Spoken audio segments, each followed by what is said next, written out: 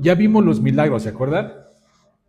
Entonces ahorita primero vimos los milagros, pero después me regresé a la parte del Sermón del Monte. ¿Qué quiere decir? Que ya vimos capítulos 5 al 7 y el 8 empiezan con los milagros que ya vimos. Pero en el versículo 18 al 22 dice los que querían seguir a Jesús. Hay como un paréntesis allí, en medio de todo lo que Jesús viene haciendo de milagros, y hay dos personajes que se le acercan a Jesús y lo quieren seguir. Vamos a estudiar esa parte y después vamos a avanzar después todos los, para ir consecutivamente, ¿no? Mateo, vamos a ir viendo las partes que están entre los milagros para que cerrar toda esa enseñanza. Y así nos vamos a ir en Mateo, no vamos a salir en un rato de Mateo, pero bueno, eso es para la gloria de Dios. Yo le había postergado meternos a los evangelios, o al evangelio según Mateo, pero ya llegó el tiempo, estamos en él, y los vamos a ver con calma, para gloria del Señor poco a poco, consecutiva y expositivamente. Muy bien, entonces vamos a orar para empezar, que el Señor bendiga la enseñanza esta mañana, que prepare nuestro corazón, nuestra mente, para poderla recibir. Acompáñenme a orar. Señor, gracias por esta mañana, por este día que nos has dado, este nuevo despertar, esta nueva misericordia. Y estamos ya reunidos en tu nombre, Señor, para recibir tu palabra. Úsame, Señor, que nada en mí, mis faltas, mis tropiezos, mis debilidades estorben el mensaje. Que seas tú hablando a través de mí, Señor. Perdóname mis deudas, como yo he perdonado a los que me han ofendido.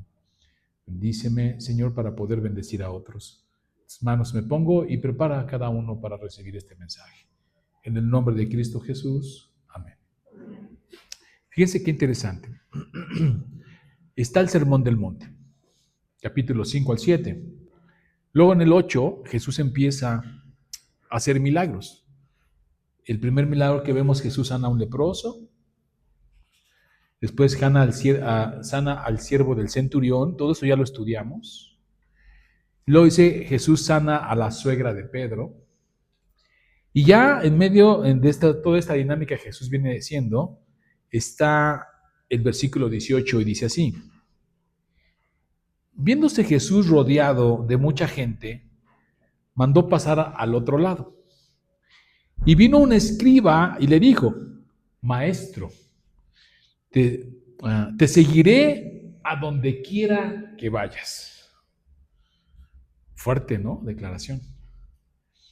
Jesús le dijo: las zorras tienen guaridas y las aves del cielo nidos, mas el Hijo del Hombre no tiene dónde recostar su cabeza. Otro de sus discípulos le dijo: Señor, permíteme que vaya primero y entierre a mi padre. Jesús le dijo: sígueme, deja que los muertos entierren a sus muertos. Muy bien, vamos a analizar esta porción de la Escritura. Primero tenemos que entender qué es un escriba. Para poder ver la profundidad de lo que Jesús le contesta a esta petición al escriba, necesitamos saber qué es un escriba. ¿Qué es un escriba? ¿No? Bueno, un experto en la ley de Moisés, que se conoce en ese tiempo como la Torá. Un intérprete y un transcriptor oficial de los textos sagrados. Un asesor legal y religioso dentro del judaísmo del siglo I. Bueno, es importante, ¿por qué? Porque él, dentro de la escala social, tiene un rango.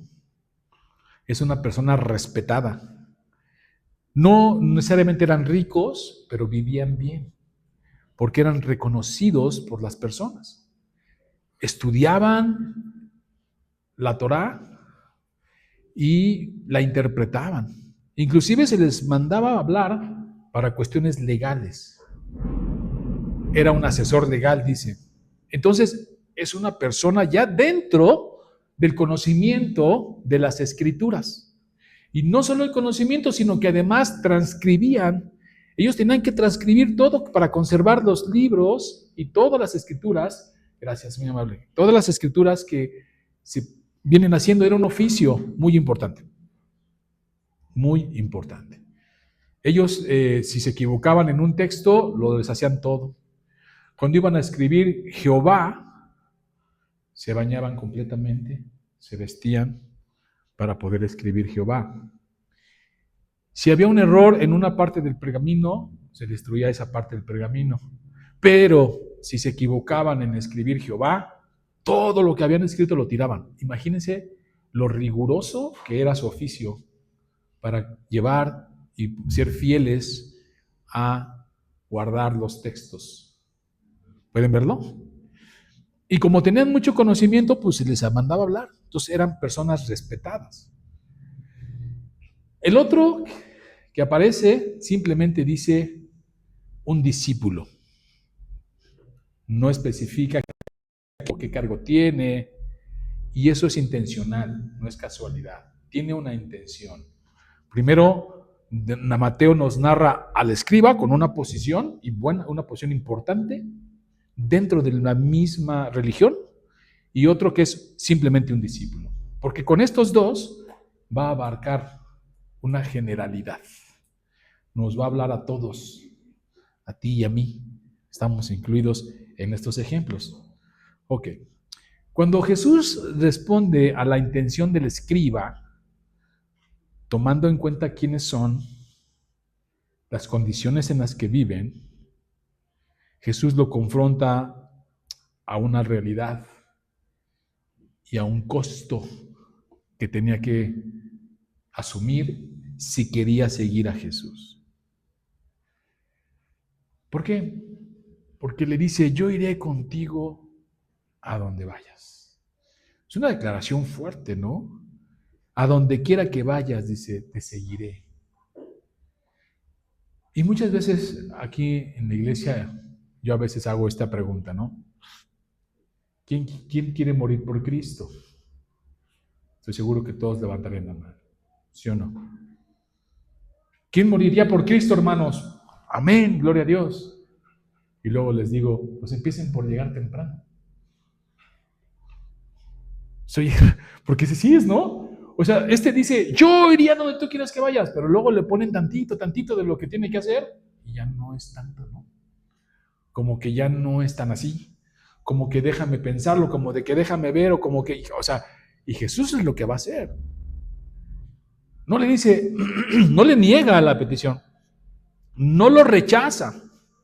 De hecho, él está dentro de su círculo religioso. Él conoce la escritura. No le hace un examen teológico. Ni siquiera de santidad, nada más le dice, ok, el Hijo del Hombre no tiene dónde recostar su cabeza. Las zorras, los pájaros, todos tienen dónde recostarse, pero yo no. Y cuando dice el Hijo del Hombre, está haciendo alusión a Daniel. Daniel habla del Hijo del Hombre como una profecía del Hijo de Dios mismo. Y Jesús toma ese título y se hace nombrar así, el Hijo del Hombre, haciendo esa alusión a la profecía de Daniel. Pero le dice, no tiene dónde recostar su cabeza.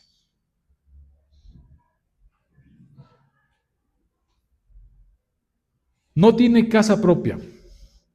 Implicaba dormir donde se encontrara refugio. No dependía de posesiones materiales. No hay seguridad o comodidad garantizada. Contrasta con los zorros y con las aves que sí tienen refugio. Subraya la precariedad de su ministerio. Seguir a Jesús implicaba dejar comodidades, seguridades y depender únicamente de la provisión de Dios. Y eso ya confronta. ¿Por qué? Porque el escriba estaba acostumbrado, pues sí, a recibir reconocimiento, a vivir bien, a tener algunas canonjías, pleitesías a lo mejor. No vivía mal, Algunos sí eran adinerados, y normalmente se les relaciona con los fariseos. Si vemos la Biblia, siempre el escriba y el fariseo, el escriba y el fariseo. Y le está diciendo prácticamente, ok, ¿me quieres seguir? ¿Estás consciente del costo de seguirme? Así le titulamos hoy al sermón en internet. El costo de seguir a Jesús. ¿Estás seguro? Porque vamos a batallar. ¿Qué había en la mente del escriba? Porque lo ve a Jesús. Puede ser que al ver tanto milagro, tanto poder, haya entrado en esta especie de emocionalismo, de experiencia religiosa, en la que quieres y decides y tienes un impulso y dices, yo quiero más. Puede ser honesto. Pero lo que el escriba no tenía claro era el costo de seguirlo. ¿Por qué? Porque contraintuitivamente, para el escriba, no tenía bien relacionado lo que implicaba hacer. ¿Por qué? Porque para él, alguien que tenía poder, tenía autoridad, conocía las escrituras, pues intuitivamente le iba bien. Intuitivamente estaba reconocido. Intuitivamente tenía privilegios. La gente lo reconocía. Pero lo irónico es que Jesús le está diciendo, aunque parece ser que estamos en lo mismo de la ley y del conocimiento, estamos en dos planos completamente diferentes. Porque mientras tú recibes conocimiento, yo voy a recibir persecución. Yo voy a recibir precariedad. Yo voy a depender únicamente de Dios y de su providencia. Y ahí entonces vemos esta confrontación a lo que tú puedes pensar que es seguir a Jesús. Y me encanta porque muchas veces cuando no se presenta el Evangelio fielmente y se habla de prosperidad, ¿han escuchado del Evangelio de la prosperidad? Constantemente se está criticando ese Evangelio y aún con todo y crítica ahí siguen y avanzan. Y decimos el único que prospera es al pastor, ¿no? En esas iglesias. Y te prometen que te va a ir bien y te prometen que vas a prosperar y que vas a tener dinero y que ates y desates y que declares y que hagas.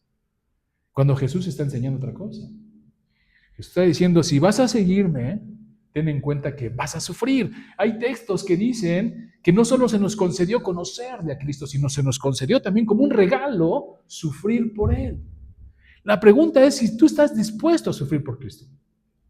¿Por qué? Porque ese es uno de los grandes problemas de la predicación del Evangelio, que la raíz de la predicación del Evangelio la podemos ver en 1 Corintios capítulo 15, que dice que murió conforme a las Escrituras por nuestros pecados y resucitó conforme a las Escrituras al tercer día, y vemos que es para nuestra justicia, para que se nos declare justos. ¿Qué tiene que ver eso con riqueza material? Cuando todo el Sermón del Monte ya nos viene enseñando que no nos hagamos tesoros en el cielo, digo, en la tierra, sino en el cielo. Porque aquí las cosas se corrompen, se hacen polilla, se echan a perder, no te vas a llevar nada a la tumba. Y entonces viene el escriba, ve su poder y dice, yo quiero, yo lo voy a seguir. Y dice, ¿sabes lo que implica? Si no predicamos correctamente el Evangelio, como Jesús lo está haciendo, Jesús no se lo quiere ganar. Ay, mira, dile que sí, otro más en la iglesia, otro más en el reino. No tengo ni dónde poner mi cabeza. ¿Estás seguro de lo que me estás pidiendo? Porque si no predicamos correctamente el Evangelio, ¿sabes qué luego dice la gente? Me iba mejor antes de ser cristiano. Antes de ser cristiano me iba mejor, ahora que soy cristiano se me vienen las pruebas, se me vienen las dificultades, se me vienen las necesidades y ven una calamidad en eso. Y cuando tú dices, es que se te ha concedido, es un regalo. Para el cristiano el sufrimiento eso tiene un propósito divino. Para los que amamos a Cristo, todo obra para bien. Es tal el tesoro, como dice la parábola, que vendes todo lo que tienes y compras ese terreno donde está ese tesoro para que sea tuyo. Es presentar a Cristo en su realidad y en el evangelio puro de la libertad del pecado. Pero si no, bueno, pues nada más te va tantito mal y pues empiezas a renegar, ¿no? No ves la libertad de Cristo como no la vieron los israelitas cuando estaban en el desierto. Y empiezas a extrañar Egipto y la carnita que en Egipto que te daban. Y no reconoces el maná, y no reconoces la codorniz y el agua de la roca. No te es suficiente. Y aquí Jesús lo confronta y le dice, ¿estás seguro? Porque no tengo dónde recostar mi cabeza. Y esa pregunta es para ti y para mí. Dios te ha llamado a su presencia. Hoy estás aquí porque el Señor te trajo. Libremente veniste, sí, pero el Señor puso el querer y el hacer en tu corazón por su Espíritu que mora en nosotros para que estuvieras aquí. Pero demanda esto que nosotros concebimos como bendiciones materiales, que no las tomemos a más de lo que son. ¿Qué son para nosotros las bendiciones materiales? Añadidura. Es añadidura. Porque lo importante es que busca primero el reino de Dios, su justicia y lo demás es añadidura. Pero luego cambiamos el orden de las cosas y estamos más con la añadidura misma que con el mismo reino de Dios. Aquí Jesús es claro y preciso y contundente. No tengo ni siquiera dónde poner mi cabeza. El Hijo del Hombre, el Hijo de Dios, Dios mismo encarnado, ¿me quiere seguir? Y esa pregunta es para ti y para mí hoy en día. Pero aparte en esta ley religiosa es importante porque describe, dice, es un escriba.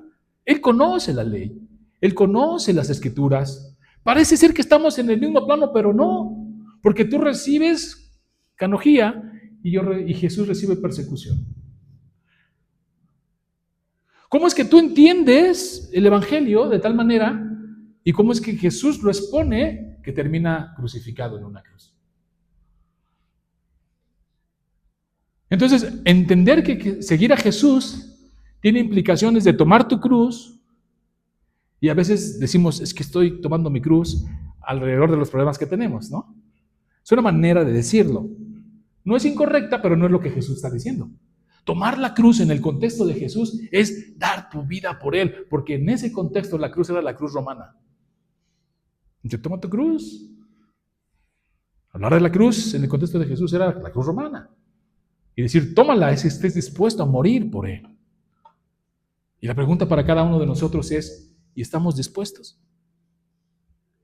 Esta ley religiosa reconocida no estaba en el mismo plano de Jesús. Había que negarse de todos esos privilegios. Y ahora que hemos venido estudiando la historia de la iglesia es muy interesante. ¿Por qué? Porque no vemos esto a través de la historia de la iglesia. Estamos viendo el monocato y todos estos monjes, los monasterios, ¿cómo empiezan bien?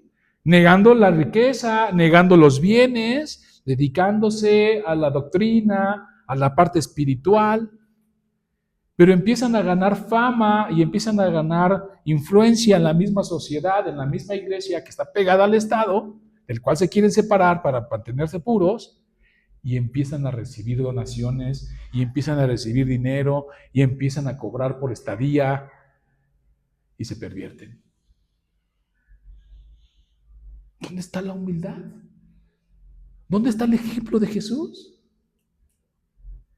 No es lo mismo, hermano, que tengas riqueza y la pongas al servicio del ministerio, a que con el ministerio te enriquezcas. No es lo mismo. En ningún lado. Y no es bien visto. Sí, pastor, pero el obrero es digno de su salario. De su salario, hermano. De su salario. Porque Jesús nos está enseñando en que Él, siendo Dios mismo, el Hijo del Hombre, no tiene nada que ver con la riqueza de este mundo. Y para seguirlo hay que estar dispuestos a negarnos a todo esto. Y le está hablando a gente religiosa como tú y como yo. Religiosa quiere decir que expresamos nuestra fe a través de los métodos de oración, lectura, etc. Predicación. El escriba es un religioso. Y a lo mejor él pensó que en ese sentido estaba fácil, ya se dedicaba a eso, pero Jesús lo compró, ¿no? Y te tienes que preguntar, ¿qué es lo que hoy Jesús me pide y me dice? Que me niegue, que deje a un lado para seguirlo. Y seguirlo demanda negación a lo material. Pastor, pero lo necesitamos, sí, Él lo sabe. Por eso nos dice en el Sermón del Monte, no te afanes, yo sé que lo necesitas, te lo voy a dar. Pero ¿has cambiado acaso el orden de las cosas? ¿La hemos cambiado? A veces es más importante, o sientes que no eres bendecido si no hay prosperidad económica. ¿Sientes que Dios no te escucha? ¿Sientes que ya no te ama? ¿Sientes que al que más prosperas, al que más ama, como la mente que vemos aquí judía? Jesús va contra todo eso. Esta bendición conlleva negación. Seguir a Jesús tiene un costo. El costo de la negación a lo material, a la comodidad. No tiene dónde recostar su cabeza. Y no solo es una cuestión de lugar o una cuestión material, sino también implica algunas otras necesidades o complicaciones. Seguir a Jesús a veces dice, yo no vine a traer paz, sino espada. Si tú eres el único cristiano en tu casa, sabes a qué me refiero.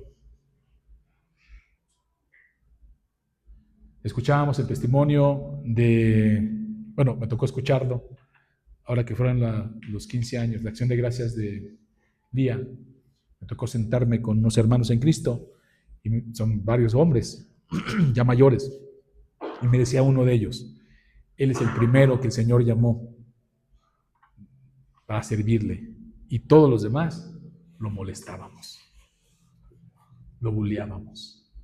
Dice, y ahora todos estamos en el ministerio. Qué bendición, ¿no? Pero imagínense al otro hermano, que por cierto no vino, es pastor. Y él es pastor, ¿no? Aguantó, dice, y hoy ya todos estamos en el Señor. Qué bendición, ¿no? Pero imagínense, es negarte, hermano. Y a veces, en una forma de crítica directa, no queremos negarnos ni en lo mínimo. Ni a las sábanas hermosas, ¿no? De la mañana en un domingo frío, ¿no? Estoy bien calientito. ¿A poco ya hay que pararse? Seguir a Jesús demanda incluso una cuestión de vida. Ponerlo en primer lugar, que es el siguiente ejemplo. La vida del escriba era estabilidad social, prestigio y respeto. Jesús, una vida con Jesús, es renunciar a esas seguridades. Porque somos muy tendenciosos a sentirnos seguros cuando la cuenta bancaria está bien. Cuando todo alrededor de nosotros funciona como queremos. Estamos bien. Pero seguir a Jesús a veces demanda, inclusive, discrepancias, diferencias internas en la familia. ¿Qué hago, Señor? ¿Qué hago? Mis hijos, mi esposa, mi esposo, mis padres. Bienvenida al reino de Dios. Y Jesús nos confronta. No nos promete que no vas a tener problemas, sino que estará en medio de ellos. Yo estaré con ustedes hasta el fin del mundo. No que no vamos a tener problemas, sino que va a estar allí. Y a veces los problemas más fuertes son los de la casa misma. ¿Pero estás dispuesto a eso? ¿A pagar ese precio? ¿A entender que a veces ni siquiera puedes llegar a tu casa tranquilamente después de un domingo dominical de la iglesia? Dices, oh, porque has decidido, Dios te ha llamado a su servicio.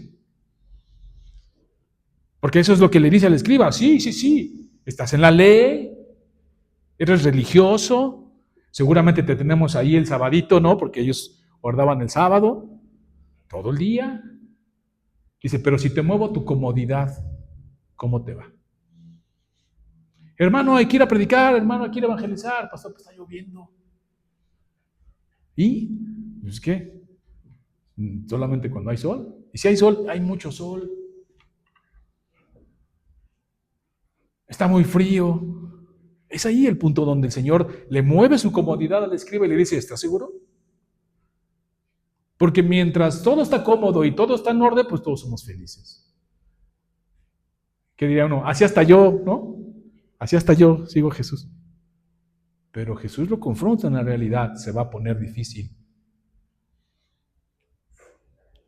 ¿Qué es tan preciado para nosotros como cristianos que podemos decir como el apóstol Pablo? Para mí el vivir es Cristo y el morir es ganancia. ¿Qué es tan preciado? Es Cristo mismo, que podemos decir, para mí el vivir es Cristo y el morir es ganancia. Y eso es lo que Jesús confronta a cada uno de los religiosos de su época. No se diga a los fariseos, pues imagínense, esos sí eran ricos. La mayoría. Ser religioso, y hermanos, yo sé que estoy hablando de una época, pero el pecado es el mismo. Hoy vemos cómo muchos se han enriquecido con la religiosidad. Por eso decimos, no es lo mismo que seas rico y que pongas tus bienes al servicio de la iglesia, del ministerio, del evangelio, a que te enriquezcas con él. Esa es otra cosa. Y hoy vemos ese tipo de abusos que no tienen nada que ver con Cristo. Nada. Y de todos lados, ¿eh? No nos vamos a rasgar las vestiduras con los de afuera, inclusive con los que se dicen evangélicos. Hoy vemos esta corrupción que no tiene nada que ver con la imagen de Cristo ni con el ministerio de Cristo, de enriquecerse con el ministerio. Pastor, pero es que el mismo ministerio da, ¿no? ¿Tú crees que no le daba a Jesús? O sea, imagínate que te sanan la lepra. ¿Cuánto no pudo haber ganado Jesús sanando lepra? Un paralítico, levántate y anda. El siervo del centurión, que era rico. Y me gusta esta historia del comandante de las fuerzas que le sanan la lepra. ¿Cómo se llamaba? El único que le sanaron la lepra en el Antiguo Testamento. Naamán. ¿Cómo va el siervo de Eliseo? ¿Se acuerdan? ¿Se acuerdan o no? O sea, llega Naamán de los ejércitos, ¿no? Poderosísimo, con bienes, caballos, mulas. No, dice que con mucho botín para ofrecérselo a Eliseo. Y Eliseo le dice, ¿quién es? Naamán. ¿Naamán? Sí. Ah, ¿qué quiere? El otro se ofende. Sale y le dice, vete a lavar al río Jordán. ¿Qué?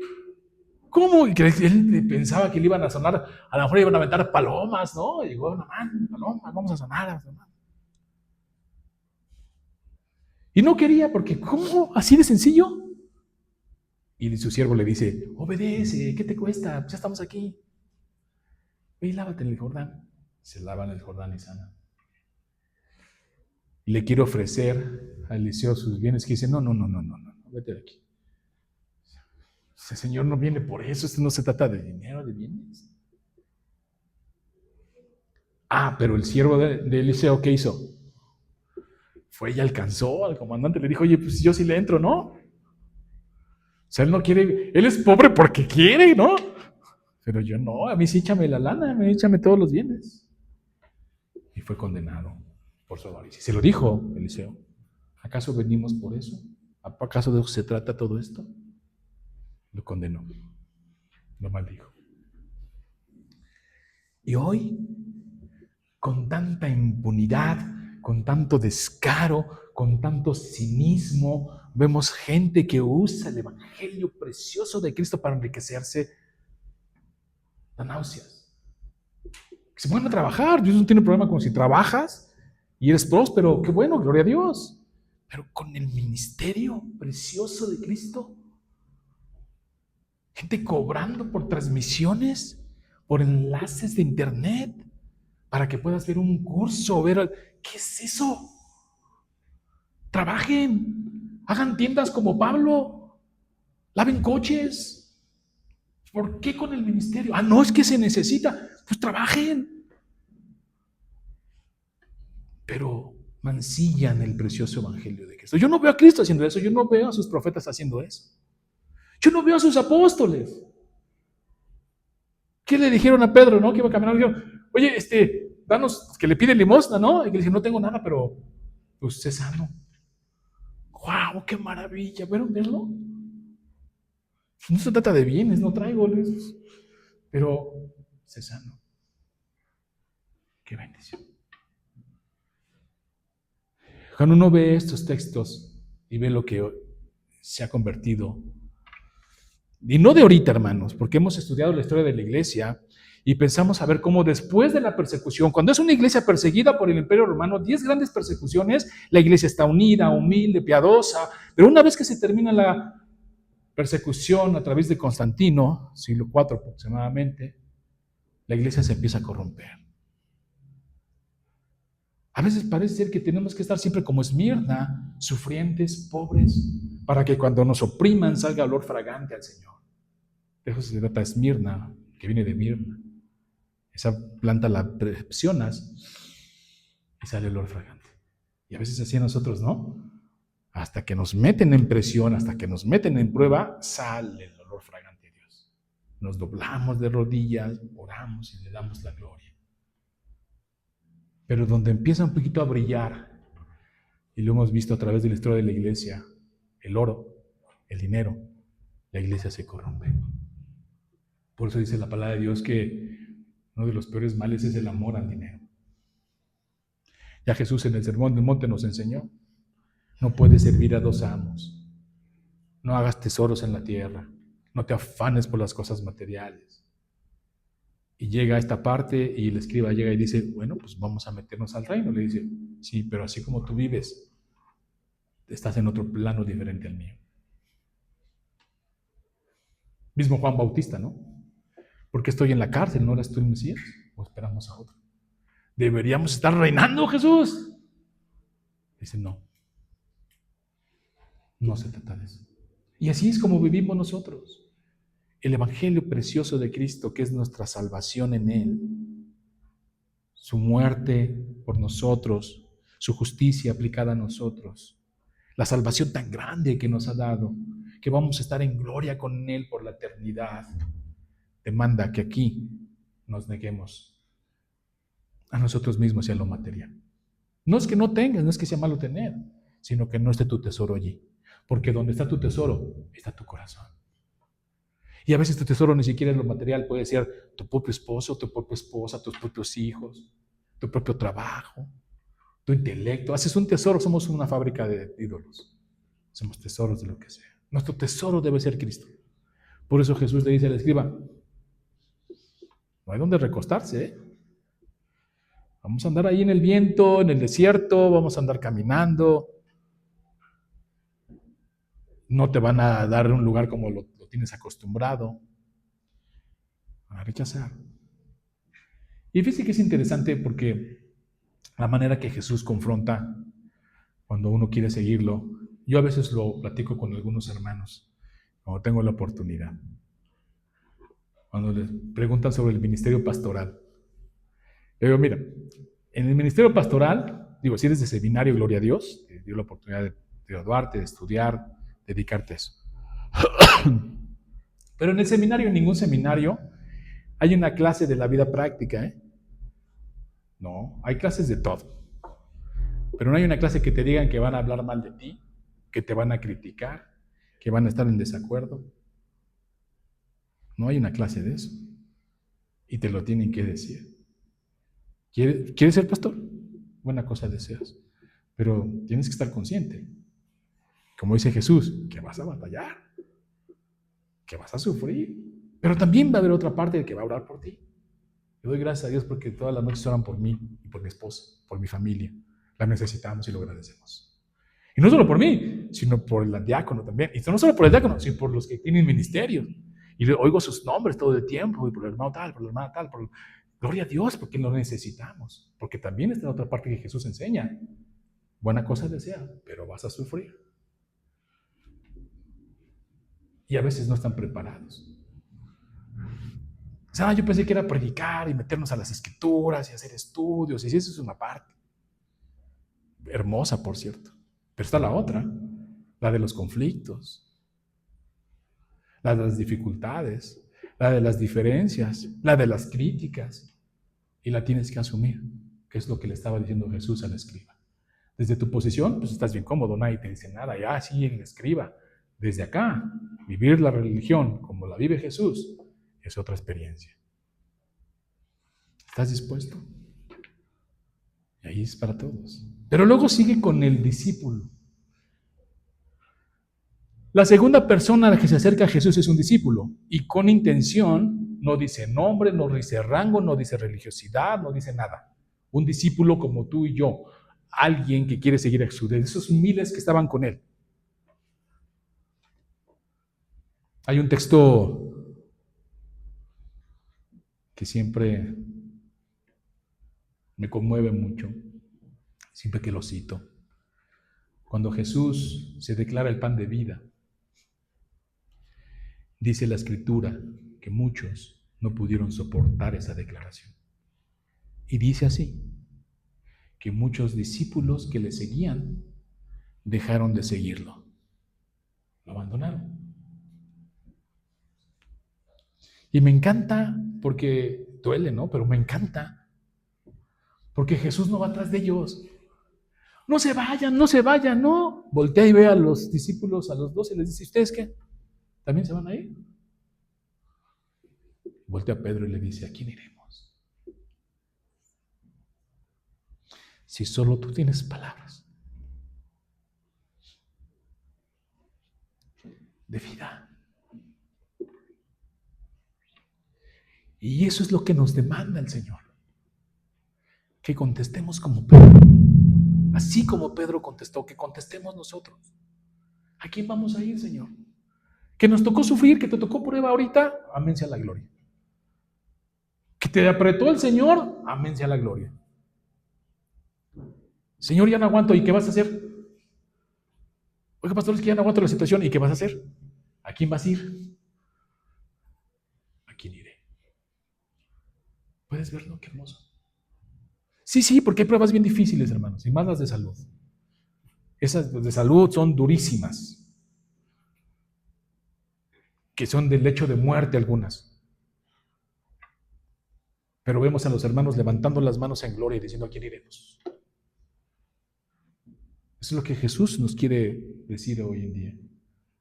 ¿A quién vas a ir? Porque no te mencionan una pregunta directa. Y me dijeron, ¿que no a veces no te dan ganas así como de dejar todo? No. ¿A quién voy a ir? ¿Qué voy a hacer sin el Señor? O sea, ¿qué hago? ¿No? Mi vida gira alrededor de Cristo, mi esposa, mi matrimonio, mis hijas, mis cosas, mi trabajo.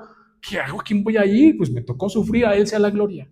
Si Dios quiere que lo adore en el sufrimiento lo voy a adorar. Si quiere que lo adore en la alegría le voy a dar la gloria. ¿Pero a quién voy a ir? Y esa es la pregunta que el Señor nos hace hoy en día. Se acerca a este discípulo sin título, sin cargo, posición económica. No dice si es rico, si es pobre, nada, simplemente un discípulo, como tú y yo. Tiene intencionalidad, porque cualquiera puede ser discípulo de Cristo. Jesús llama a quienes estén dispuestos a seguirle. El otro le dijo, quiero seguirte a donde quiera que vayas. Gloria a Dios, pero ¿estás dispuesto a esto? ¿Estás consciente de lo que estás diciendo? Y el otro también se acerca, pero le dice otra cosa. También quiere seguirlo, solo que le dice. Otro de sus discípulos le dijo, Señor, permíteme que vaya primero y entierre a mi padre. Jesús le dijo, sígueme ahorita. Deja que los muertos entierren a sus muertos. Primero, lo que no dice, porque lo he escuchado, que está hablando de la herencia y entonces, eso no está diciendo, eso es sobreponerle al texto. Si lo han escuchado por ahí, eso no es cierto. Eso es a exégesis, o sea, ya le metimos idea al texto. No está hablando de, déjame que se muera mi papá para que entonces ya herede y con la herencia, porque así se acostumbraba, pues entonces yo ya pueda estar cómodamente bien y seguirte. No, simplemente está dilatando la llamada. Sígueme, déjame atender unos asuntos, ¿no? Que tienen papá, ¿no? Deja que los muertos se entierren a su muerte. Son muertos espiritualmente, ellos mismos que se hagan bolas, pero tú sígueme ahora. Tiene intención.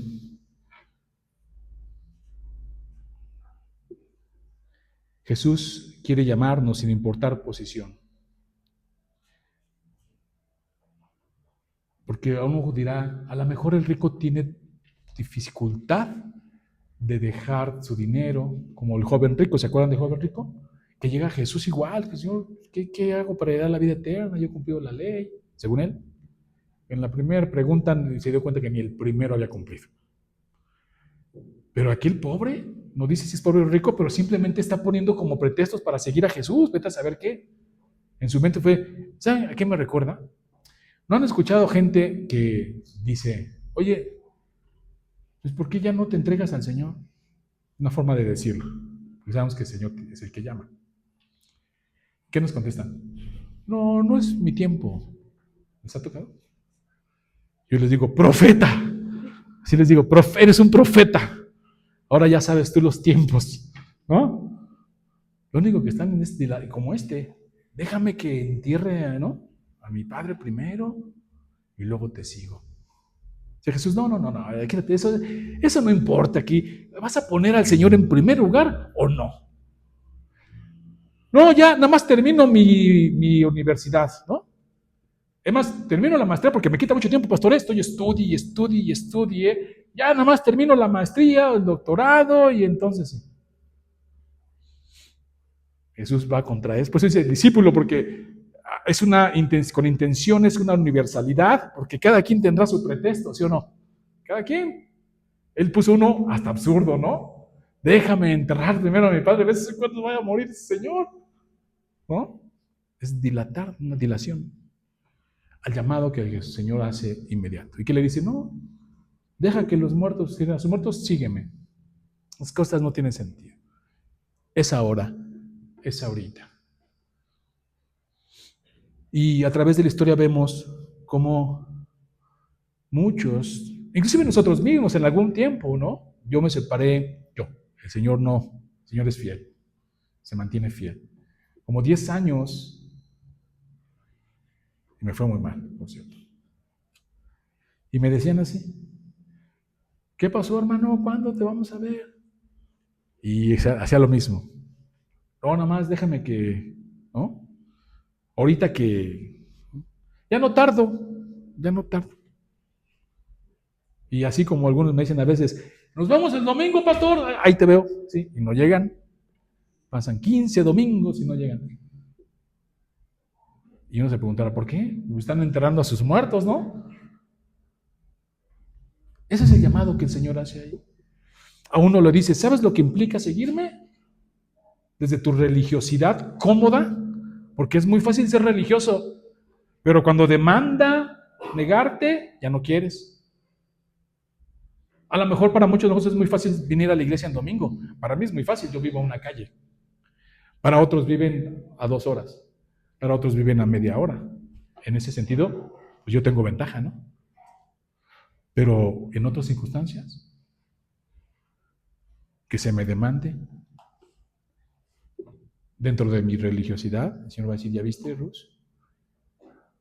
Dice sí mientras es cómodo, pero cuando ya no calculaste el precio. Y luego los que tienen dilación y le ponemos tiempo al Señor, no es mi tiempo, decimos. Y uno se preguntará, ¿cuándo es su tiempo? ¿No? ¿Cuándo es el momento? Si depende de ti, te digo una cosa, nunca. Gracias a Dios que dice que no depende del que quiere ni del que corre, sino de Dios que tiene misericordia y nos llama con poder, porque nadie quiere y nadie corre a Dios. No hay un solo justo, no hay quien busque a Dios. Yo siempre cuando me dicen, no es mi tiempo, digo, gracias a Dios que no depende de ti, que depende de Dios. Porque tu tiempo te vas a morir y nunca llegó. Gracias que depende del Señor, de su soberanía, de su gracia, de su llamamiento eficaz. La salvación es del Señor. Pero nosotros que ya estamos aquí, la pregunta es, mi hermano, ¿hasta cuándo vas a realmente a seguir a Cristo, a ser discípulo? Porque es cierto, no puedes decir que eres cristiano sin ser discípulo, eso va de la mano. Seguir a Cristo es ser su discípulo. Ser su discípulo es ser cristiano. No está separado. Yo soy cristiano porque voy a la iglesia, pero no soy discípulo porque todavía no me meto. No, hermano. No puedes, no está separado. Ser discípulo de Cristo es depender de Cristo, seguir a Cristo, andar con Cristo, vivir por Cristo, morir por Cristo. Y ese es el llamamiento que Jesús hace. Dice, permite que vaya primero y entierre a mi padre. ¿Cuál es tu pretexto? ¿Cuál es mi pretexto? ¿Qué antepongo ante el Señor?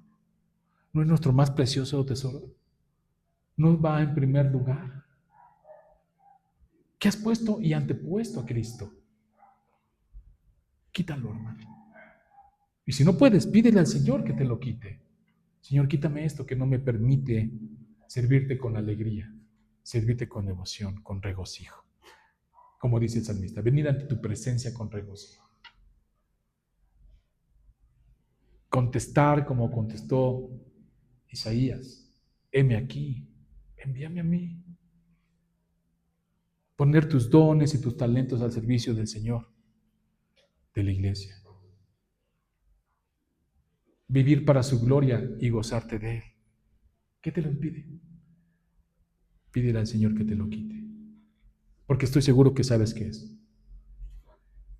Y entonces nos vamos a la parte difícil, la parte dura, la tibieza. Y hay un texto para eso. Jesús trabaja con una iglesia en Apocalipsis. Una de las 7 cartas a las iglesias va dirigida a los tibios de corazón, a los de media tinta. ¿Sí? ¿Y sabes qué les dice a los tibios? Que los va a vomitar de su boca, que le dan asco. Sí, que va a ser duro. No lo digo yo, hermano, de verdad lo dice la Biblia, porque si el pastor ya se fue bien duro, ¿no? No, yo no lo digo, hermanos. O sea, no es algo que yo ya, no, lo dice el Señor en su palabra y dice, ni eres ni frío ni caliente. Te voy a vomitar de mi boca. Es como si te dijera, das asco. Y no está diciendo que seas medio cristiano o medio no cristiano. Ese es un error de interpretación. Porque a veces se van por ahí, ¿no? Es mejor no ser cristiano que ser cristiano. No, no está diciendo eso. Porque en la interpretación del texto, en esa ciudad bajaban 2 tipos de agua. Una caliente y una fría.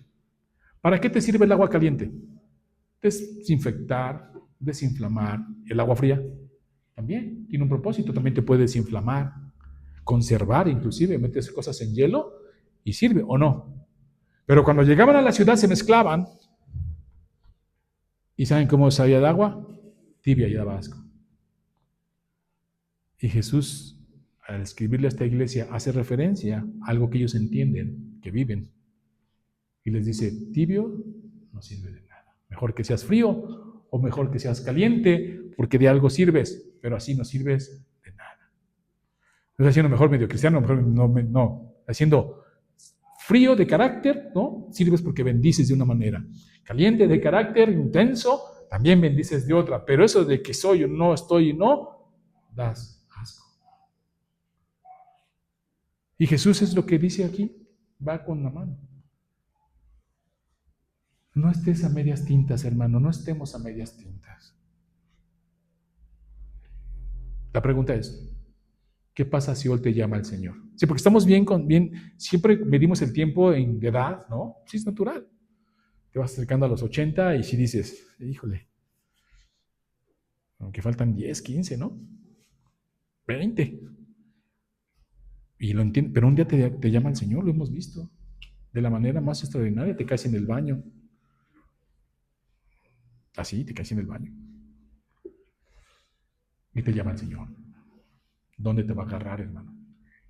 ¿Con una tibieza de corazón?